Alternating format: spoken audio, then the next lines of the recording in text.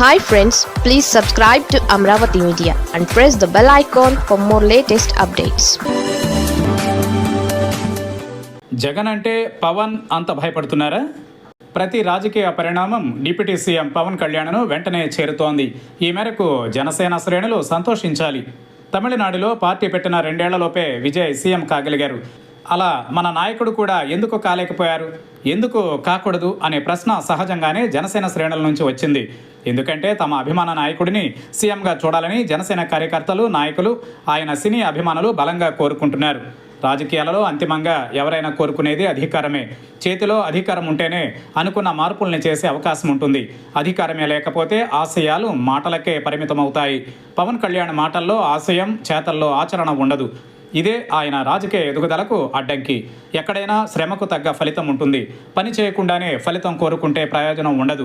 తాజాగా తమిళనాడులో విజయం సాధించిన విజయ్తో పోల్చడంపై పవన్ తీవ్ర అసహనం వ్యక్తం చేశారు. ఊళ్ళో పెళ్లికి అంటూ తనను కూడా విజయ్లా రాజకీయం చేయాలని కోరుకునే వారిని కుక్కల పేరు చెప్పకుండానే వాటితో పోల్చడం గమనార్హం. తమిళనాడు, ఆంధ్రప్రదేశ్ రాజకీయాలకు వ్యత్యాసం ఉందని ఆయన అన్నారు. 2019లో సొంతంగా పోటీ చేసినప్పుడు ఎందుకు గెలిపించలేదని ఆయన ప్రశ్నించారు. అప్పుడు తాను నిలిచిన 2 చోట్ల కూడా ఓడించారని నిష్ఠూరమాడారు. తనకు అధికారం ఇవ్వని ప్రజలదే తప్పన్నట్టుగా ఆయన మాట్లాడారు. మూడో ప్రత్యామ్నాయ శక్తిగా ప్రజల కోసం తానేం చేశారు, ప్రజలు ఎందుకు ఆదరించలేదో ఆయన ఆత్మ పరిశోధన చేసుకోలేదు. 2019లో వ్యక్తిగతంగా తన ఓటమి, అలాగే జనసేన పరాజయంపై లోతుగా విశ్లేషణ చేసుకుని ఉంటే తప్పక జవాబు దొరికేది. ప్రతి ఎన్నికలోనూ వైఎస్ జగన్ను అధికారంలోకి రాకుండా అడ్డుకోవడానికి తప్ప తాను సొంతంగా ఎదిగేందుకు రాజకీయం చేస్తున్నారన్న నమ్మకాన్ని పవన్ కలిగించలేకపోయారు.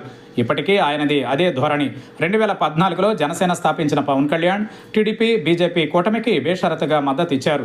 కూటమి గెలుపు కోసం విస్తృతంగా ప్రచారం చేశారు. కూటమి అధికారంలోకి వచ్చింది. ఆ తర్వాత 2019 ఎన్నికల నాటికి కూటమి నుంచి విడిపోయి వామపక్షాలు బీఎస్పీతో కలిసి పొత్తు కుదుర్చుకున్నారు. అప్పుడు కూడా ప్రభుత్వ వ్యతిరేక ఓట్లు చీల్చి టీడీపీని అధికారంలోకి తీసుకొచ్చేందుకే పవన్ రాజకీయ నాటకాలు ఆడుతున్నారని ప్రజలు గుర్తించారు. అందుకే 2 చోట్ల ఓడించారు. మరోవైపు 2019 ఎన్నికలలో తాడో పేడో తేల్చుకునేందుకు వైఎస్ జగన్ ప్రజల్లోకి వెళ్లారు. సుదీర్ఘ పాదయాత్ర చేశారు. తనకు అధికారం ఇస్తే ప్రజలకు ఏం చేస్తానో పాదయాత్రలో వివరించారు. జనం మనసు చూరగొన్నారు. ఎండనక వాననక వైఎస్ జగన్ నిత్యం ప్రజల్లో ఉండడం వల్లే వారి ఆదరాభిమానాల్ని చూరగొన్నారు. ఇంతకుమించి జగన్ విజయ రహస్యమేమీ లేదు. ప్రజలతో తన అనుబంధం ఏంటో పవన్ చెప్పాలి. ఏ రోజు ప్రజా సమస్యలపై పవన్ పోరాటం చేసిన దాఖలాలు లేవు. నిజానికి ఎవరికీ లేని సానుకూలత పవన్కుంది. సామాజికంగా ఆయన కులం బలంగా ఉంది. నిజంగా పవన్ అధికారంలోకి రావాలని, ప్రత్యామ్నాయ శక్తిగా అవతరించాలనే బలమైన సంకల్పంతో పవన్ రాజకీయం చేసి ఉంటే ప్రజాదరణ దక్కేది. తనపై ప్రజల్లో విశ్వాసం కలిగించే ఏ పని చేయకుండానే తనను ఆదరించలేదనడం అన్యాయం. తమిళనాడులో విజయ్ పార్టీ పెట్టిన క్షణం నుంచి ప్రత్యామ్నాయ శక్తిగా ప్రజలకు చూపే ప్రయత్నం చేశారు. ఇటు అధికార పక్షాన్ని, అటు ప్రతిపక్షాన్ని ఏకిపారేశారు. రాజకీయ పార్టీ పెట్టడానికి దారితీసిన పరిస్థితుల్ని వివరించడంతో పాటు అధికారం ఇస్తే ఏం చేస్తానో వివరంగా చెప్పారు. అందుకే అన్ని వర్గాల ప్రజలు ఆయన హక్కును చేర్చుకున్నారు.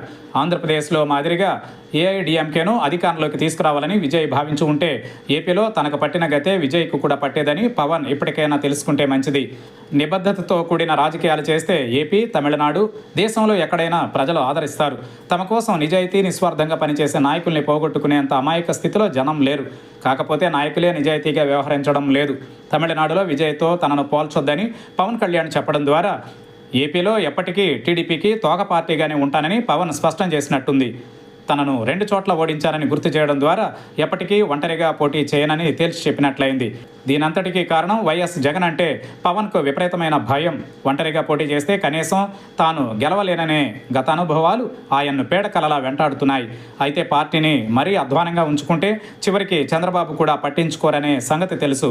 అందుకే ఉనికి చాటుకునేందుకు స్థానిక సంస్థలలో సత్తా చాటుతాం అంటున్నారు. ఇందుకోసం కమిటీల పేరుతో సరికొత్తగా ఆయన మాట్లాడుతున్నారు.